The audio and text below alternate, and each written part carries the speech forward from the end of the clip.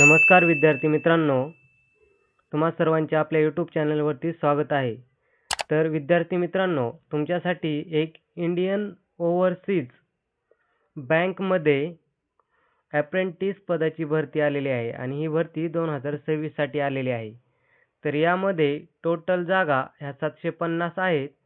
तर याच्यामध्ये नाव आहे अप्रेंटिस म्हणून आणि 750 टोटल जागा आहेत।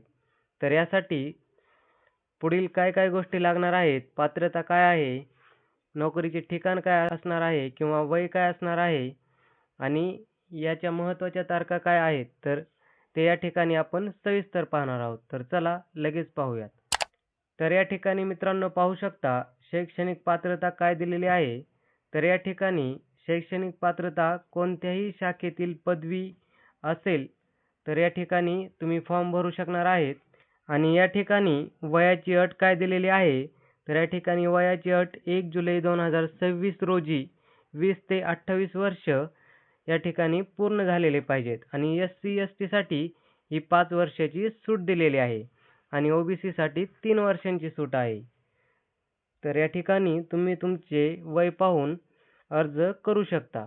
तर चला पुढे पाहू।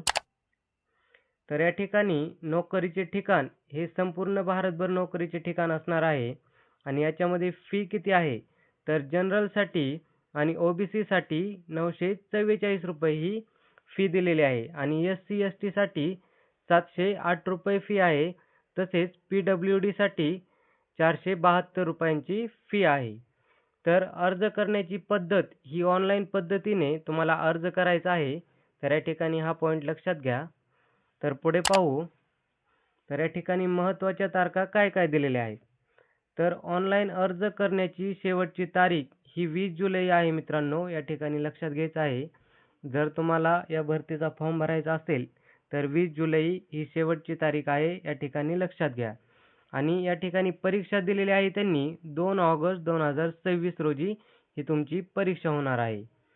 तर मित्रांनो, या भरतीसाठी तुम्ही सुद्धा एलिजिबल असाल तर नक्कीच फॉर्म भरू शकता आणि जर तुम्हाला या भरतीची फुल PDF पाहिजे असेल तर तुम्ही कमेंटमध्ये PDF म्हणून टाईप करा, तुम्हाला या भरतीची पूर्ण PDF भेटून जाईल। तर मित्रांनो, ही एक अतिशय महत्त्वाची माहिती सर्व विद्यार्थी मित्रांसाठी असल्याकारणाने हा व्हिडिओ जास्तीत जास्त विद्यार्थी मित्रांना नक्की शेअर करा। चॅनलवरती पहिल्यांदाच आला असाल तर चॅनलला नक्की सबस्क्राईब करून ठेवा। धन्यवाद।